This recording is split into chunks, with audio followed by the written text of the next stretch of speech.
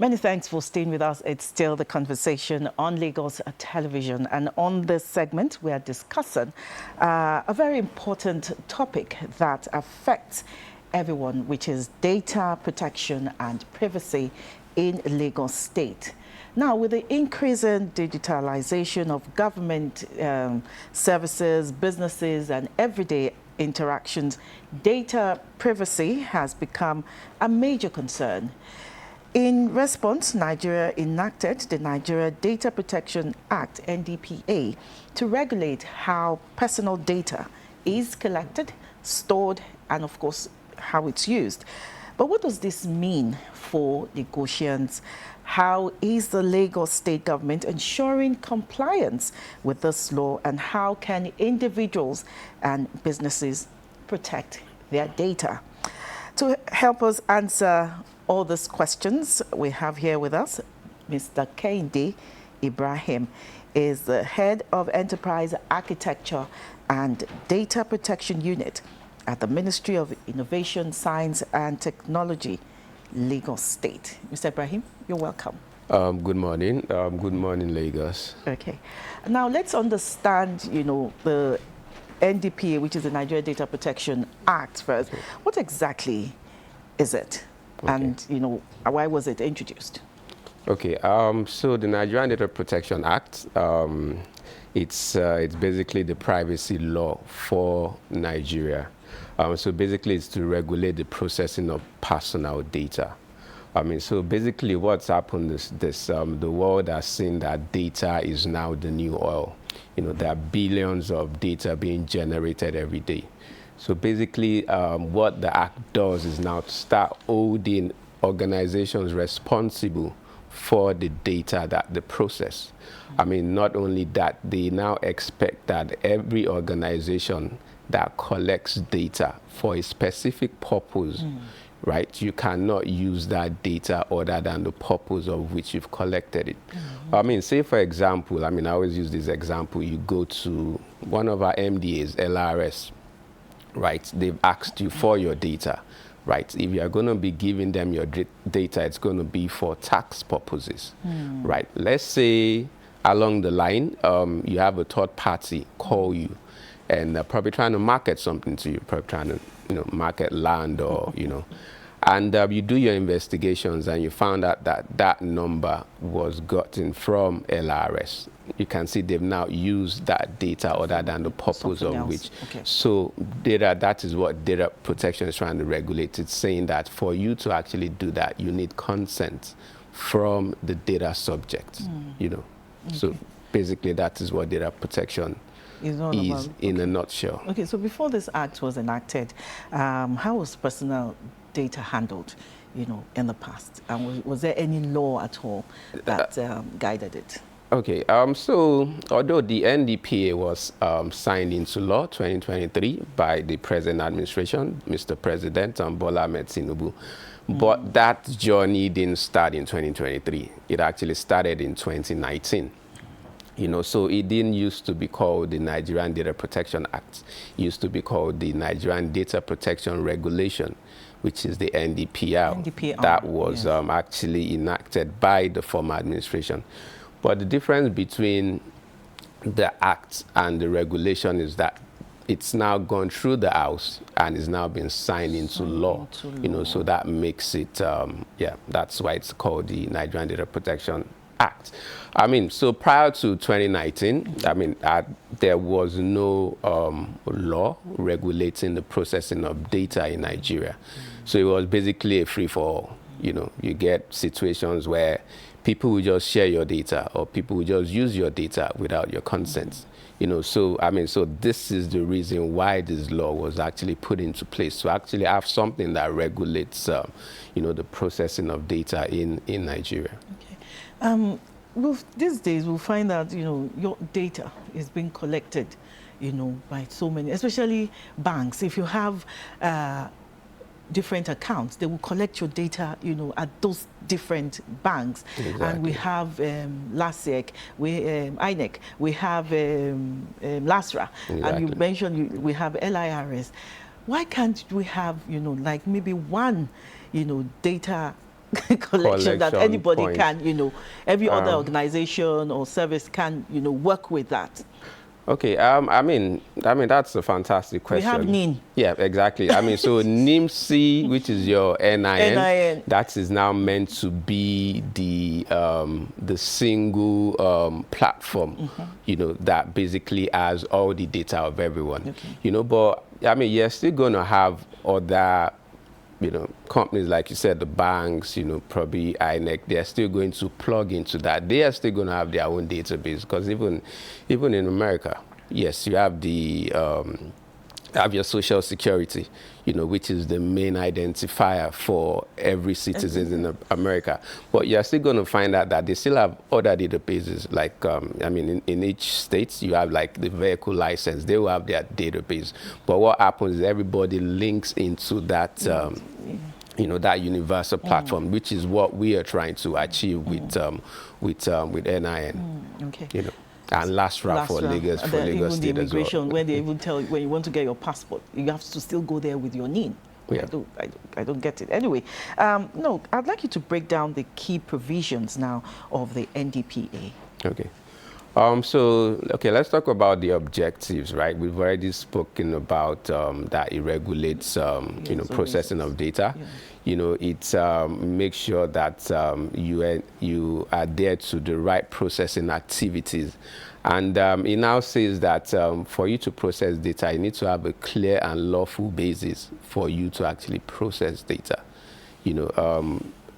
Another one, which is quite very important. Now what it says is this: if as a data subject, so let me tell you what a data subject is. A data subject is you and I. If you've gone to any organization and you've dropped your data with that organization, you're a data subject of the organization. So what this has is giving the data subject a lot of rights now. So one of the objectives is that now a data subject, you have means to recurse, right? And so basically what that means is this: if I give you my data, I come to your organization and I give you my data, and you use that data other than the purpose of which I've given you, now I can go to the regulatory body and make a complaint, right? The regulatory body will do their investigation, and if they find out that, yes, this is the case, that organization get fined. And you know what? When they get fined, your data get exposed, you get a percentage for the from the fine that organization pays. So you're going to see that it's more like whistleblowing, right? You're going to even make more money than whistleblowing if you know this act. And people have started testing the law. Okay, but how do they know from which source their data got leaked from? Okay, so I'll give just a basic example. I know someone that sued one of the banks. I don't want to put the name of that bank out there. And one of the reason why he sued that bank was he was getting emails from the bank. He wasn't banking with them, but he kept getting emails from them. And he wrote to them. I was like, I don't have any account with you. How did you even get my personal data? Because his email address is his personal data. And was it a scam? No, it wasn't a scam. They were actually sending, so he sent them that mail, but they didn't stop sending it to him, and it took them to the regulatory body.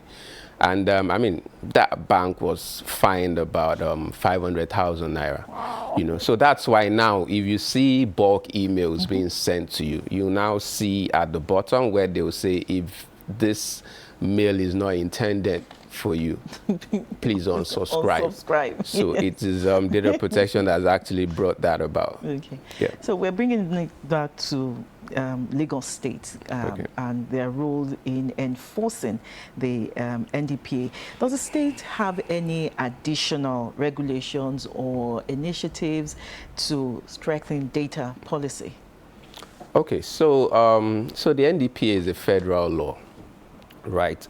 So states are meant to abide by the federal law. So Lagos State, we don't have any privacy law in the state. Okay. In fact, so we are even, Lagos State, we are always, we're always trying to be a step ahead. So now we are actually looking to have our own Lagos State privacy law, so that we can enforce right? The regulation of data in the state. So yeah, so that is the direction the state is going. So. Yeah, so regarding your question, we can enforce at the moment. Okay. What we can do is to ensure that our MDAs, that's our ministries, departments, and agencies, they comply with the law, and so that we're able to guarantee Lagosians that actually come to do business with us that this data, because government is one of the biggest collectors of data. Yes. So just to assure them that whatever data, your personal data that you've given to us, we are going to ensure that we're responsive for them and they're well protected. Okay. Your office, enterprise architecture and data protection, Ministry of Innovation, Science and Technology. Plays a key role in all of this. Can you describe what you do exactly? Okay, so we've got, like you rightly mentioned, enterprise architecture and the data protection unit. So I'm just going to tell you what we do in the data protection unit part. So basically, we, Ministry of Innovation, Science and Technology, we actually oversee the data protection implementation project for the state. So what Mr. Governor did in 2021, he set up a steering committee headed by the Honorable Attorney General, a steering committee on data governance. So they are to oversee the implementation, of data protection in the states. So Science and Tech now coordinates that project. I happen to be the project lead. So so what we do is basically we have like we've put them in it's kind of like a three-pronged attack, So what we've done is we're doing quite a lot of advocacy, right? Sensitization and awareness. I can tell you that today we've had about 107 MDAs, right? Sensitized on data protection. We have about, so one of the things the law, one of the provisions of the law is if you're an organization and you process data, you must establish who you call a data protection officer. So that person oversees compliance in that organization. Each of those agencies. Yeah, so we have about 73 data protection officers that we have already established in 73 MDAs. I can tell you for a fact that all our general hospitals, and that's a space where a lot of sensitive information, fly around. All of our general hospitals have a data protection officers, and these officers are, the officers have been trained. They've gone through a lot of workshops, to enable them carry out their functions in their respective MDAs. So those are one of the audits, and is another thing we do, because now part of the provisions of the Act says, just like you do your tax audits or your financial audits, now organizations need to carry out what you call data protection audits. So when that is done, you need to file it with the regulatory body, which is the Nigerian Data Protection Commission. So you get consultants, we call them DPCOs. They come into your organization, do an impact assessment on your organization. The results they file with the regulatory body. And then when that is done, that organization is issued the compliance badge. So that means you've complied for the year. So it's something you have to do every year, and you have to do that before the 15th of March of every year. That is another area where Lagos State, make sure that we ensure compliance, because we carry out audits on our MDAs to make sure that they are compliant with these acts. Okay, having done all the sensitization and awareness now, have you started noticing any difference on the way data is being protected here in the MDAs? Yeah, definitely. Definitely. So, so the Ministry of Innovation, Science and Technology, in conjunction with the Ministry of Justice, we've been rolling out policies. These are policies that is going to guide the workforce and how to go about complying. So one of what we've done now is we've rolled out what you call the data protection agreements, right? So now, what we expect now from our vendors, anyone that does business with Lagos State and processes data. These vendors are, let them know, these vendors are Lastra. No. We're talking about external. Okay, external. No. When you're talking about vendors, we're talking about your consultants, your thought. This conversation is a masterclass, so we need to break everything down. I'll break it down. Okay. So we have vendors, we have consultants that obviously does business with Lagos State, okay. Different MDAs, right? Maybe an MDA wants to build a solution, right? They contact a company. They will be a consultant in the private sector to build that for them. Okay. So for now, we are now saying it's no longer business as usual. Sure. Okay. So if you're going to be processing data on behalf of the states, there are some certain conditions you now have to meet. Number one, you need to be compliant with these regulations. So that means we want to see your compliance badge. You need to sign an agreement with the state. So there's a data protection agreement you need to sign with the state so that you understand the direction the Lagos State is going. Okay. Because the reason why this is. So we've not got into the breach part. There's a fee you have to pay if there's a data breach in your organization, and so there's who you call data controller. So let's say Lagos State. Let's say I'll give the case of Lastra. Lastra, okay. Lastra is a data controller because they determine the purpose of which they collect data, right? So so what does that mean? They collect data from the public, so that they can build a database for the states, so that we can able to provide different services, So they are the data controller, However, Lastra has third-party vendors that they give that data to process on their behalf, right? Those companies are known as data processors. But when a breach happens, so if you give your data to the data processor and a breach happens at the data processor's end, it is you, the data controller, that gets fined.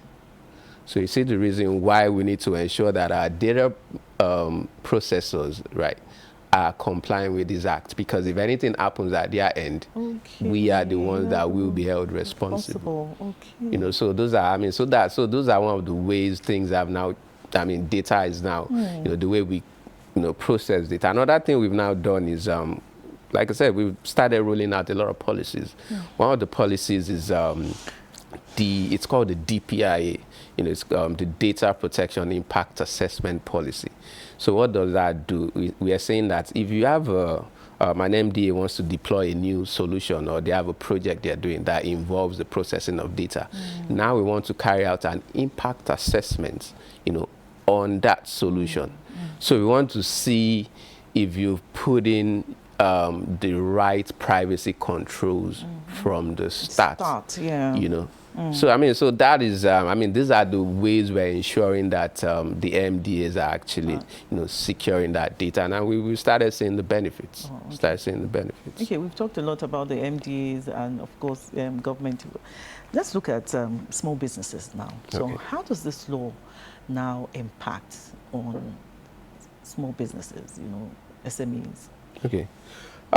So, what I will always say is this. What this law does is making organizations responsible for the data they collect. So if you're a small business and you collect data, it's no longer business as usual. You need to ensure, number one, that data you're collecting is for a specific purpose, right? And you cannot use that data other than the purpose of which is being given. And because now, if that is done, it's known as a breach. Now there are now repercussions for it. Like I said, there's a fine. So basically the fine is for an organization that does more than 10,000 data subjects, like our organization. The fine it's either 2% of your preceding year's annual gross revenue, or 10 million. So imagine you're taking 2% of your preceding annual gross revenue. So what does that do to a small business will know that, listen, I need to protect people's data. So it's a win-win for you and I, right? Because, one of, I know there's this thing that's always been going on. You know, these online loan apps. Yes. So the online loan apps, you know what happens? You don't pay, they will not call you. Exactly. You sign up to it. Before you sign up, they're gonna ask access to your contacts.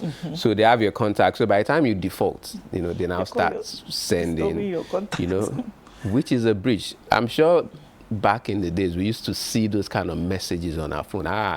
This person has actually absconded, and you know, even you that you don't even know, you are not a party to that agreement, you get messages on your phone. But sometimes that is a breach. Threaten this contact. Yes, but that is a breach. I know someone that is taking, I mean, it's a loan company called Soko Loans. They were taken to court for that, and they were fined heavily, you know. Yes, so that's why you see that a lot of these messages has actually reduced, because the regulatory body is actually going after these organizations.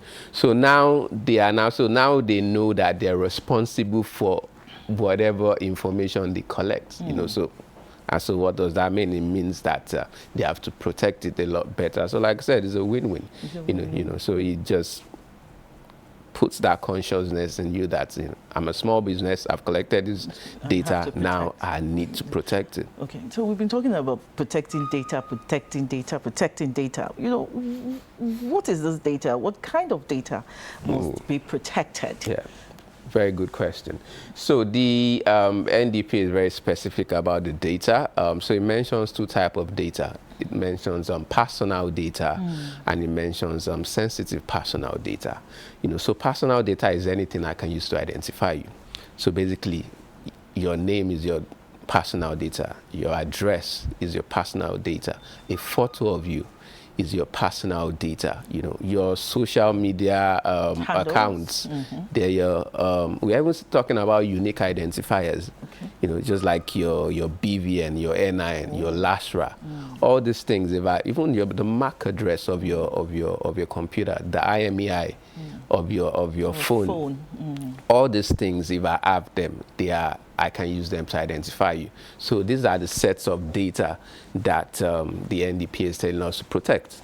And another one I talked about is sensitive personal data. So sensitive personal data, you know, they are sensitive in the sense that they're the kind of data that if it's exposed to the wrong environment or to the wrong person, it can actually put the life of the person that owns that data in harm's way. For example, your religious beliefs, you know, your ethnicity, you know, your health records. So imagine somebody has gone to one of our general hospitals, right?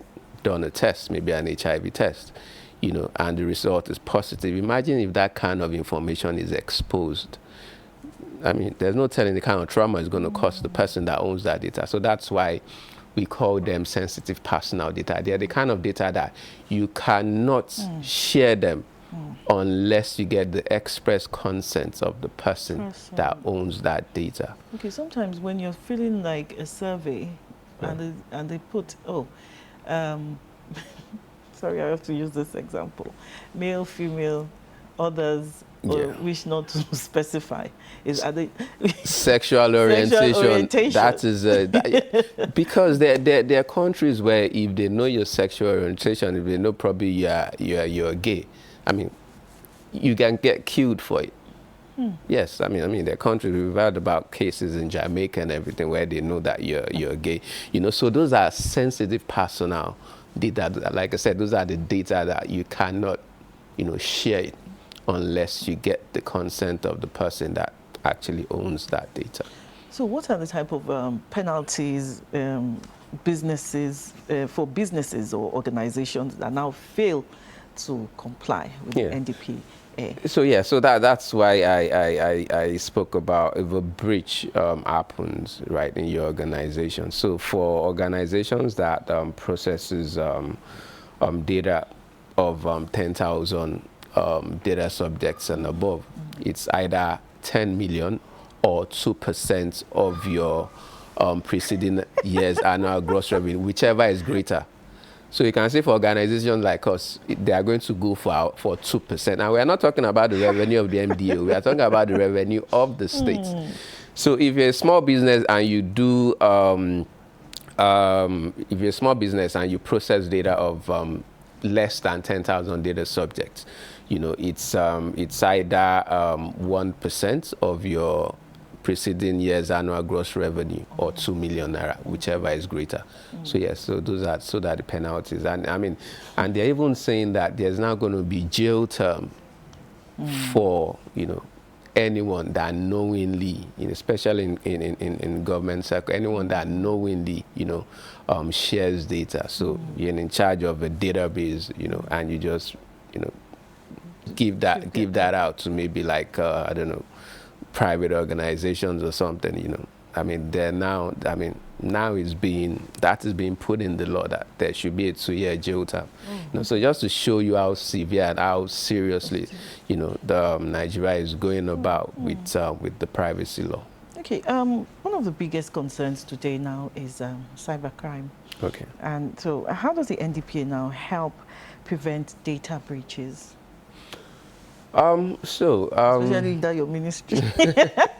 So what I mean, cyber crime is data now data breaches, identity theft, and of course this what's it called now? Online fraud. Yeah. I mean, you mentioned my MDA, right? MDA. I mean, which is right, because we basically are when it comes to the IT, information technology, we actually regulate that space. You know, so I mean, so for cyber crimes or cyber security, that's a lot different from privacy. So what we've done regarding cyber security in the MDA is what we've set up a cyber security advisory board, right? I think Lagos State is the only state in Nigeria, you know, I mean, I beg to differ, to set up that advisory board. And we've had exactly, and if you see the individuals that we have on that board, right? I mean, we have Mr. Taye Lambo, he's the Chief Information Security Officer for the City of Atlanta. You know, we have Dr. Bharat Soni, who is the Chief Information Security Officer for GT Bank. You have Dr. Sakwe, who is on the Forbes Technology Council. Wow. You know, yeah. So these are the kind of people we have that advises us on cybersecurity. So we're bringing up frameworks. We're bringing up policies. You know, we're bringing up standards when it comes to cyber security. So I mean, so how do you prevent breaches? Like you said, I mean, so there's so many things you have to do as an individual. You know, what information about yourself do you have out there, right? You say you have social media accounts. What privacy controls have you put on your social media accounts? If I just if I search your name and I see you on Facebook, are you the kind of person that I will need to request for me to view your profile, or do I just click on your and you're going? So yes, so those are the ways you can prevent. You know, I mean, then your accounts as well. How strong are your passwords? You know, I mean, we talk about alphanumeric passwords. You know, that contains letters, numbers, or packets. You know, I always tell this joke, right? You know, there's some people, all you just need to do is just look at them, study them for a while, and you can actually guess their passwords. Yeah. How? Okay, so okay, I'll just give you an example. I have a colleague at work. I have a colleague at work. Can you guess my password? No, I'm sure if I spend about 2 hours, it depends on the kind of person you are. So I have a colleague at work. I mean, we work every day. I mean, he's born again. I know he's born again, you know, right? I mean, he leaves his computer on the table. And I picked it up one day and I tried some couple of passwords. The one that was, Jesus is Lord. Jesus is Lord. Exactly. Those are the common ones. You know, exactly. You know, so, I mean, so have you, made sure your passwords are alphanumeric? And we're even talking about multi-factor authentication. You know what that means is you log into your maybe email account with your password. It's still going to request, it's still going to send you kind of like a 4-digit number, you know, an OTP, right? You know, so So now there are now 2 layers of accessing. You're trying to, you enter your password, it sends you an OTP. That OTP comes directly to your phone. The number that is sent to you, you enter it before you get access to. So those are, I mean, if you put all those things in place, right? I mean, it's sort breaches. I mean, we're talking about data minimization. As an organization, you collect data. You should minimize the amount of data you collect. You know, you probably want to do a survey, and you put out questionnaires. Maybe I want to know how many people live in housing residential in a part of Lagos, and in that form, you're asking them to, you know, to put in their mother's maiden name, to put in the town that they are. You know, I mean, you ask them to put a photo of them. Even in that form, you're asking them if they got tribal marks and everything, even though you have their photo. You know, so you need to minimize your data. I mean, but sometimes if you do not answer those questions, if you don't give them that data, you can't move on to you can't achieve what you're trying to do with that data that you're giving out. Exactly. That's why it's because a lot of them don't really know the consequences, right? You know, that's why you need a data protection officer. I believe every organization should have a data protection officer. They will be able to advise you that, okay, this kind of data, you do not need to collect them, you know, because when you collect them, you now have the responsibility to protect them. You know, the amount of data you collect determines the kind of level of security you need to put in place, you know, so why go that route?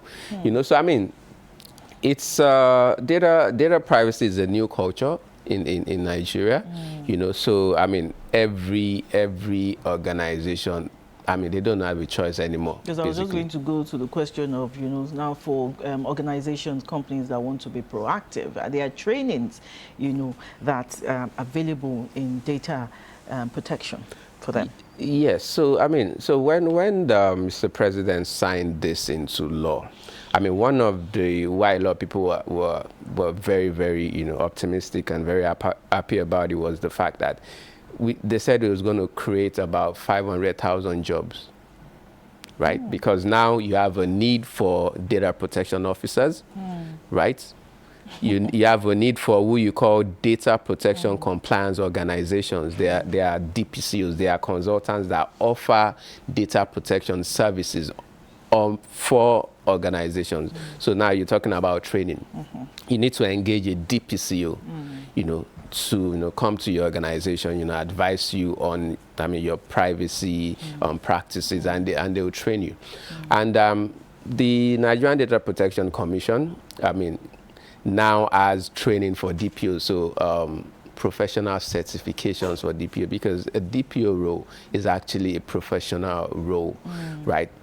In the past, you couldn't do a certification in Nigeria. You probably need to do probably the GDPR. You know, the GDPR is their own privacy law in Europe. Every country has their own privacy law. You know, but now, as about a month ago, Nigeria now has its own indigenous certification for data protection officers. You know, so yeah, so I mean, so there are trainings for that. You know, I mean, you do your certification, and at the end of that, you're well equipped to actually, you know, ensure compliance in your organization. Okay, so, just before we go, as the head of enterprise architecture and data protection, what is your long-term vision for data security in Lagos? Well, our long-term vision, I mean, I'm not going to speak for myself, but for the ministry. So our long term, I mean, we talked about, so we're trying to push a data protection bill in the House of Assembly that sets up our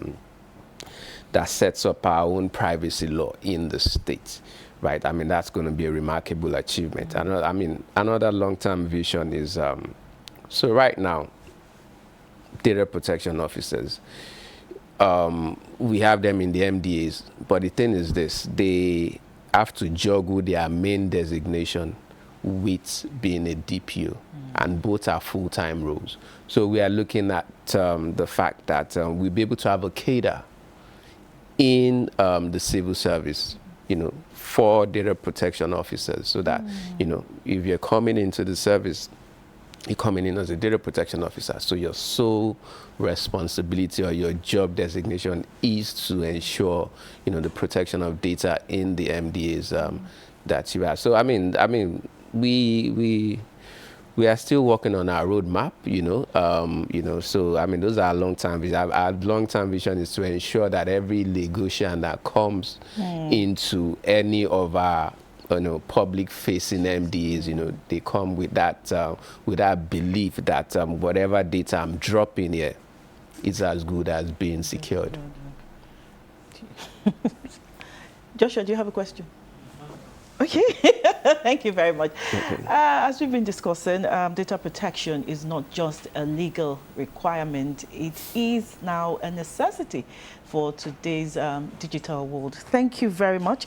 Mr. Kehinde Ibrahim is the Head Enterprise Architecture and Data Protection, Ministry of Innovation, Science and Technology in Lagos State.